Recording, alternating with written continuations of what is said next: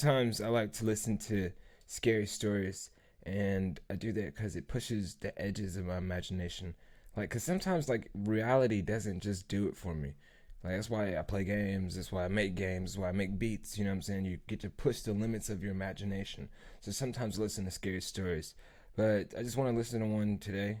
You know what I'm saying? This is the one that I don't know. I always find this dude. I watched this dude what lurks beneath. He's pretty good. Um, but we could check out one of his stories today. So let's check out this one right here. Why are campers leaving Utah National Forest? In 1992, Anders Grant would experience what many would describe as a psychological, supernatural nightmare in the Wasatch National Forest, tucked in to the Uinta Mountains east. A lot of black people are not into going camping and shit. But I would definitely, I'm down. I've never been camping. I want to go out to the wilderness. I want to have like the tent, the backpack, and the water, and the knife, and all that extra shit. Like I want to do it. Eat fish and insects. I want to try it. I don't know if that's City, part of an camping, but it sounds experience fun. dealing with the death of a close friend, an eerie presence, and no way to explain the events of this day. The story I'm about to tell you has left this man traumatized with virtually no explanation for what happened. The events that occurred around Anders' story happened at Bridger Lake National Forest Campground. This is located. See, it looks dope. I would totally have a good time. Get your fishing pole, come out there and chill. Only thing is, there's like stories like these at these kind of places. Which I feel like since I'm black, we don't really like the monsters kind of skip over us. I mean, I don't know. You don't really hear about too many stories. I don't know. I don't know. Located in the I don't know. Wasatch National Forest, which is in the Uinta Mountains. This is a huge national park just east of Salt Lake City. The campground is right on the border to Wyoming, and it's actually substantially deep in the Wasatch Mountains. And the way you get to it is by driving up Highway 80, going past Evanston. The drive is phenomenally beautiful, and when you enter Wasatch Mountains, it's Should we go? I'm probably, yeah. If it's interesting enough, if there's other things there, I might actually take a trip there. almost life altering. Honestly. If you look on the map, you'd think this is a hell of a long trip just to make it worth it to go camping, but Anders was all in. It was completely worth it. Anders had been there several times before, but doesn't ever recall seeing any warning signs about black bears, and is generally considered a safe place to go and be right in the heart of nature without fear of any fierce wild animals. The park is different now. Now, you pay a fee and it's full of tourists and yuppies and their big $50,000 RVs. Rangers give out tickets, and back in If you go camping and you get with an the RV, 90s, I don't think it's like the same experience as if you have a tent. So it's like, I don't know, maybe take an RV to get there, take an RV to set up base camp, but then you go out from there. That's how I would do it. it was still relatively unspoiled and wild. No rangers about it. Only a couple of park picnic benches to sit at and eat. Hardly any sign of mankind anywhere. It's amazing how much development happens within 20 to 30 years. It was also rare to see anybody else unless you went right at the peak of summer. Sure, you'd see a few backpackers and stragglers here and there, but they were far and few in between. So here is the story. Anders had this girl from high school who he had went to Weber High School up in North Ogden back in the late 80s. And when Anders was around 23, he was working in Salt Lake. He had ran into her again by pure chance, and they had resumed a friendship. Her Oh, so I hope she's not the thing that makes the whole story messed up, because this is gonna be like history. Like it's always the man going after the girl. But we'll see. I don't think that's the case here. name was Pamela. She had a new best friend, and she had met at work, and this best friend had a brother, Simon, who apparently was gay. So Pamela was now into experimenting with psychedelics like acid and shrooms, and she had kind of become Psychedelics are kind of dope. I haven't tried all of them, but I think I've tried DMT, and that's crazy. We'll review my story on a later video. a bit of a hippie. Anders had tried smoking weed but had never taken mushrooms or really any psychedelics, and so she had met this guy who had become her occasional pot dealer. And back in those days, it was really hard to get mushrooms in Utah. Apparently, they came about once in a blue moon. the Grateful Dead, and other counterculture bands and groups. Yo, one thing about Utah, just to let you know, like Utah is crazy. If you've never been there, there's so many highways and monuments and like national parks named like dark things. It's like Goblin's Gorge, Devil's Ridge, Dragon Tooth Bridge, Ghost Peak. It's a whole bunch of stuff like this. Everything dark. It's weird. Groups of individuals I don't know were what still that's about. touring, and you generally had to have some sort of hippie concert connection to get there, much like acid. Too much trouble to pursue this stuff, so this dealer, who Anders had never met prior to this, called Pamela up and said he just got $1,000 worth of the best mushrooms he'd ever taken in his life. He had this great big bag full of them. So one thing led to another, and Anders and Pamela and this entire group decided to go camping and take a bunch of mushrooms. Sounds fun, right? Well, not quite. No one can think of a better place to do it than the Wasatch Mountains. I mean, you're away from all forms of authority, and for the most part, safe to go tripping in the woods. But still, Anders had never met this guy and suggested that perhaps they don't take him. After all, none of them really know him, and Anders was nervous at the thought. Yeah, at that thought, you absolutely don't take the mushrooms. Like if you think a bad thought, you really shouldn't do it. He is, after all, a dealer, so who knows what he could be bringing with him. But Yeah. Pamela assured him not to worry, that he's okay, so fair enough. Anders breathed a sigh of relief and just accepted it as is. Yeah, man. Pamela borrowed her brother's Jeep Cherokee because sometimes the roads into the camp can be kind of rough.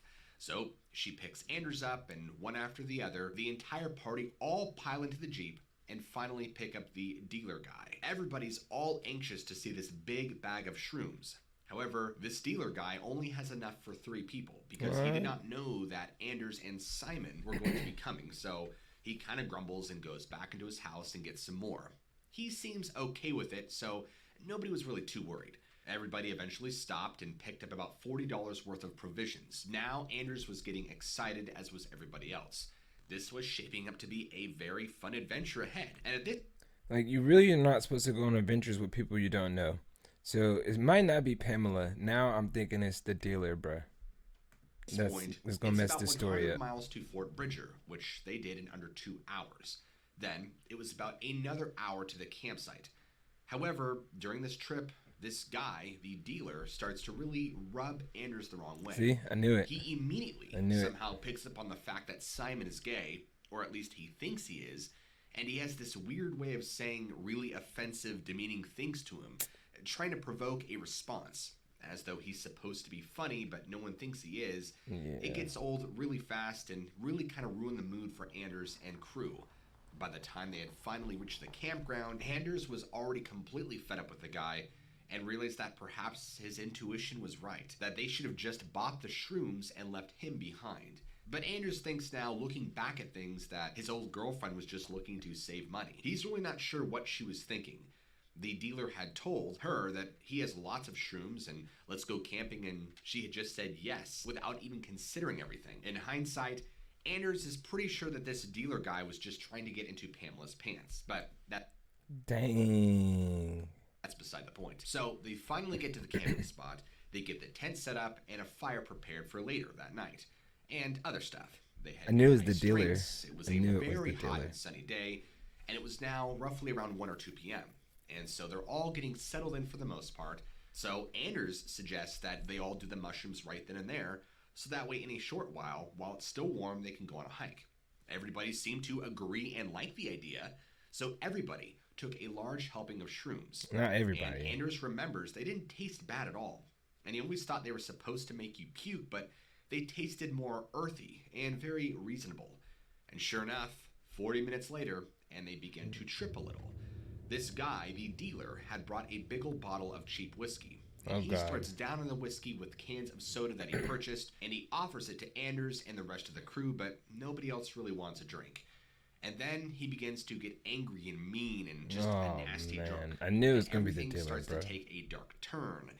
This dealer guy starts to become verbally abusive and calling Simon these obscene, disgusting names. At this time, Anders didn't know Simon very well, but he knew that he was a really nice, introverted, quiet kid.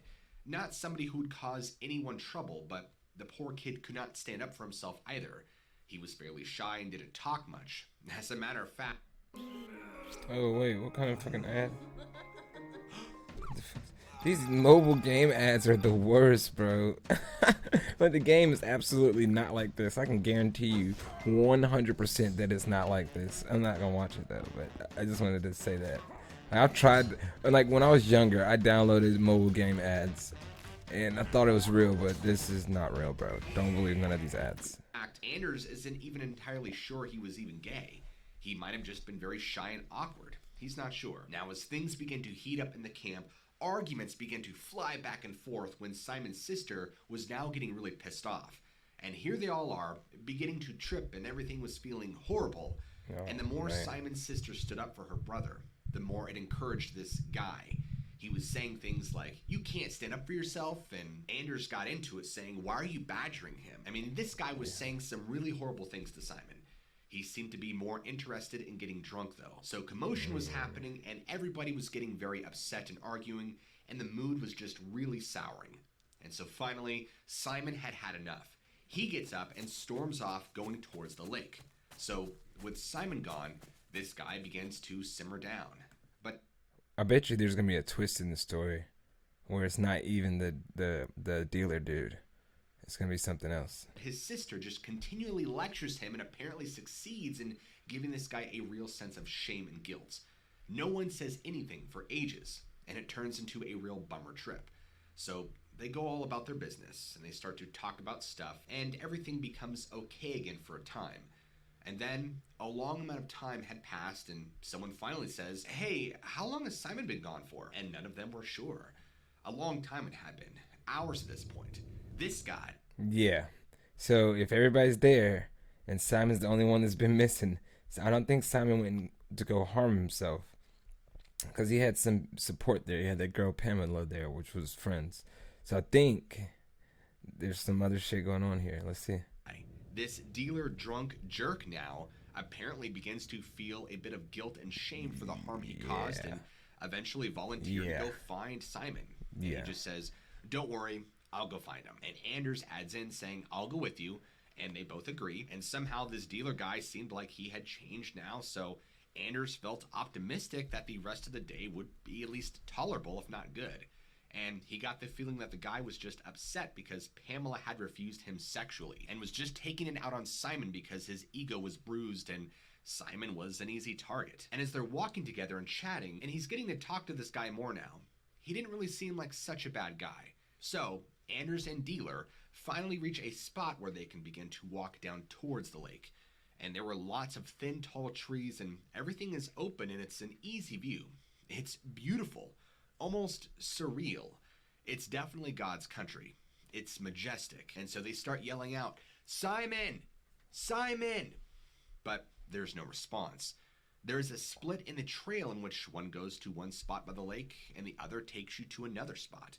Most likely deer trails. They veer away from each other. You can take your pick. So Anders and friend each take a trail. What? They split up? That's the stupidest. That's the dumbest. Absolute stupidest. So, like, you're supposed to stick together. If one dude's already missing, why would you split up? Then there's a possibility for another person to go missing. That's so stupid. And Anders says, So "If you don't stupid. find him, I'll meet you back here in 5 minutes." So stupid. Both agree and they go off in their separate directions. Now, at this point, Anders is walking for ages, just yelling, "Simon!" 5 but minutes? nothing. Ages? And now he's contemplating regretting the entire trip and tripping. He was not having a great time. Oh, man. It was okay, but nothing great, and he had wished now he had stayed home. It was at this point he had tried to shake off the trip, which was now just growing Fuck. more and more intense as the psilocybin began to kick in more. And then suddenly, Anders gets this overwhelming feeling of fear. It just swept right over him. This terrifying feeling of something telling him he should not take one more step forward. And so Anders stops there and stands. And he's not sure what it is, but suddenly he's terrified to take one more step forward. And while he is afraid, he's now confused. It feels like something is watching him. He's tempted to yell out, "Simon!" But he stops himself. Yeah. He immediately turns around to go back up the trail. Going back in the direction he had come from, he sees that the nice sunny weather has now begun to change, and he could see some dark clouds forming. Oh no. There was now a sudden chill and some wind. It's not uncommon for the weather to change instantaneously in the mountains after all. And suddenly, he hears this. See, that's some kind of that's like one of those facts. If you don't know that before you go to the mountains, you could be like, yo, what kind of curse did I just step into? You don't know what did bruh just do? Like, and he's tripping too. So oh man, this is probably messing with him bad. This incredibly loud siren-like noise, kind of like an electromechanical sound, like a machine or something. That's part of the trip. A high whining industrial manufacturing alarm sound, and it was very intense and very loud and seemingly close by. It shocked and scared Anders. It was a sound like something being projected through a giant steel horn loudspeaker. Completely unnatural, considering they're miles from any civilization. Yeah, that's part of the trip. Anders begins to hurry, but basically going towards the sound. He didn't know what to make of it, and he runs right into the shroom guy and watches him scurrying up the trail towards him in a panicked frenzy. It was really slippery with lots of little round smooth rocks, and the dealer guy kept stumbling and falling as he madly made his way up towards Anders. It's like he had seen a ghost or something. Now this dude, the dealer guy, was tripping out. He could just feel that something was horribly wrong now. This dealer guy gets up to Anders, and so Anders asks him, "Did you hear that sound?" And he just replies, "What sound?" But then he immediately follows up with saying, "There's something wrong with that kid."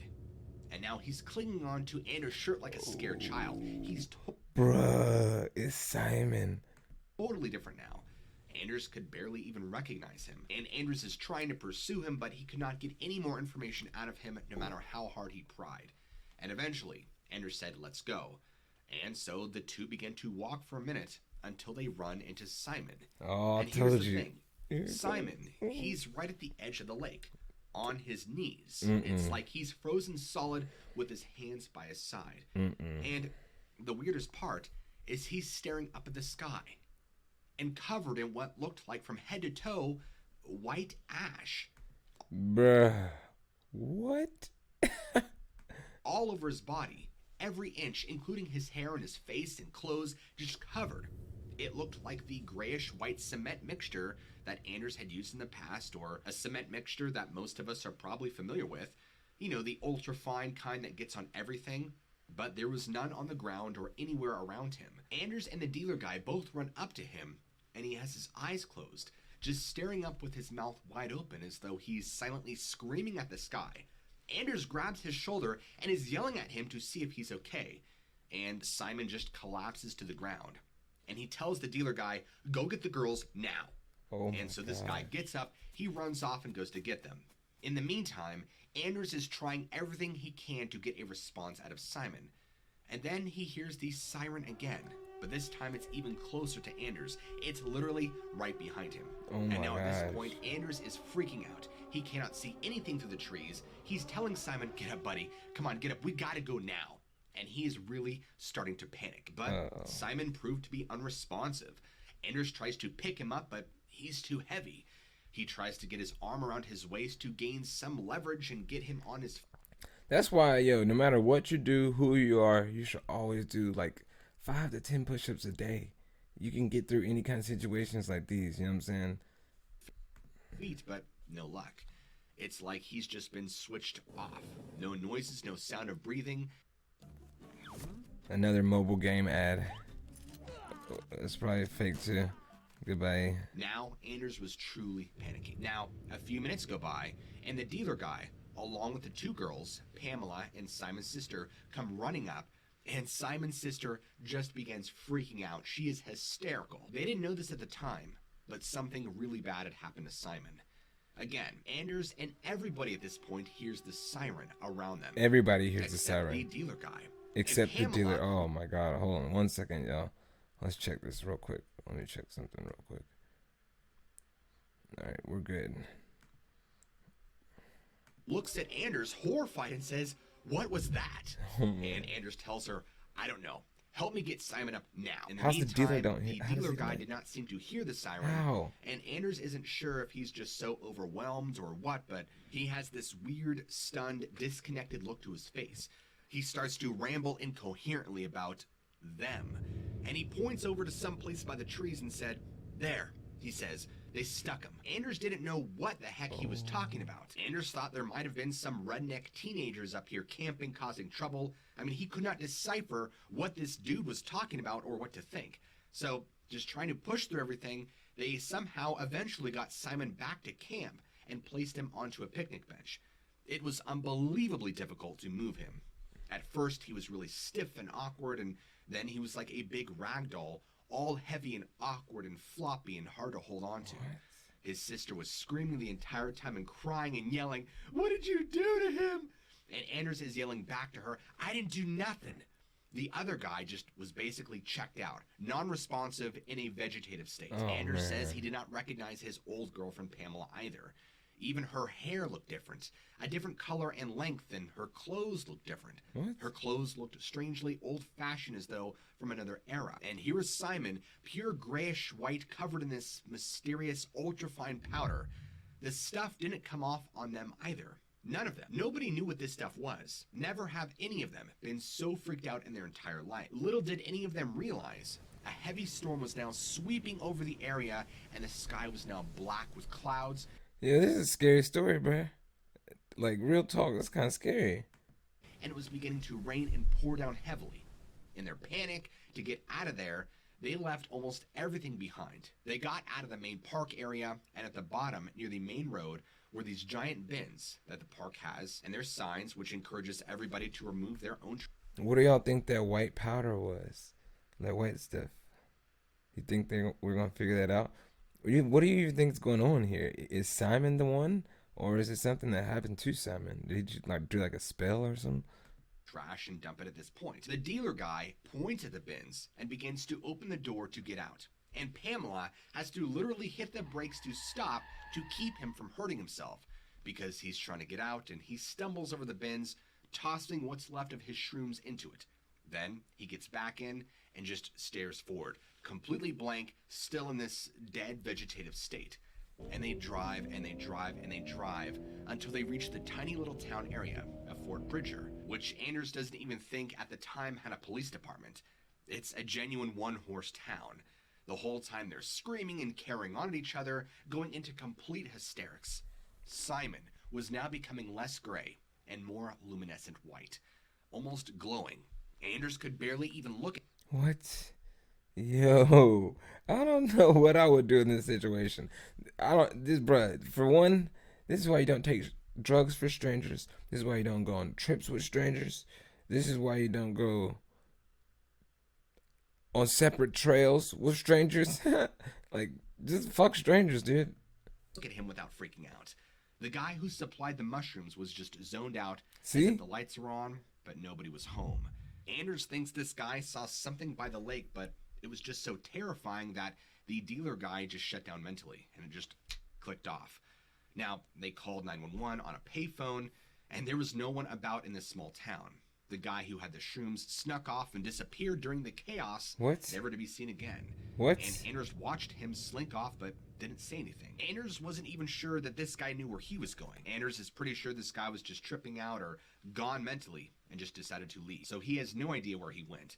Now, the police finally arrived with an ambulance an hour later, and it was then that Simon was pronounced dead at the scene. His sister basically lost her mind that day. When they removed him from the back of the Jeep, he now looked perfectly normal. No white gray powder, nothing out of the norm. What? They were just all rambling maniacs. And later on, the police found the mushrooms in the bin. Anders and Simon's sister did not get into any trouble, but his old girlfriend Pamela was convicted of distributing Class A drugs and given a 5-year probation. She's lucky she didn't do any time in prison. However, this mysterious experience had completely wrecked their heads. Some weird stuff had come about afterwards. See, here's where it gets even more wild. None of their own experiences Wait, it gets even more wild. First of all, again, I'm about to stress, don't take drugs from strangers. seem to match each other's. Simon's sister insists that it was only the 4 of them that went camping and there was no other drug dealer guy. Nobody was rude to Simon, and he just liked wandering off by himself at times. However, Anders and his old girlfriend Pamela clearly recalled the guy and talked about his bad behavior. The police never found this guy or could confirm his existence. There were no phone records, and Simon's sister had no recollection of getting angry or arguing with anyone that day. The police simply didn't know what to think. Pamela said that while they were looking away, looking for Simon, a group of Native Americans had wandered through the camp dressed in very poor, tatty old tribal clothing. They looked really intense. They walked right past them without a few feet, but didn't even look in their direction or make any sound.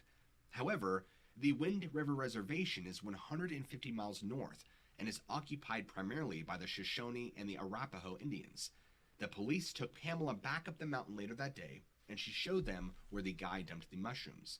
Simon's sister would later insist that it was her who got out of the Jeep and deposited them in the bin, and that it was her who brought the mushrooms. What? She insisted that these friends never ever picked up any dealer. Andrews could not even remember where the guy lived because he had never been to that part of South Salt Lake, which is huge and goes on for miles. Yo, this story is crazy, bruh. Oh my god. It was a totally insane experience, and he could only assume that Pamela took them to her house, but obviously did not turn up anything useful. Andrews, this maybe the moral of the story is just don't take drugs, man. Drugs are bad. Freak. Wasn't tripping so bad that he had hallucinated all this stuff. He still had his own head about him. Yeah. He still was present and grounded enough in reality that he knew what was real and what was not. However, he has had no explanation for any of this. Later on, he had heard that Simon died officially of unknown reasons. He basically just stopped living with no definable explanation. And no drugs were found in his system, although they all remembered taking mushrooms. And his sister even insisted that he had never used any mushrooms that day or any other day previous. No one recovered any gray dust or powder on him, and Simon's sister said that she saw a very tall old man dressed in dark clothing walking near the edge of the woods. When she had made eye contact, he paused and waved to her before disappearing over the ridge. Anders never saw anybody else there that day, and Pamela never told Anders she had saw the old man either.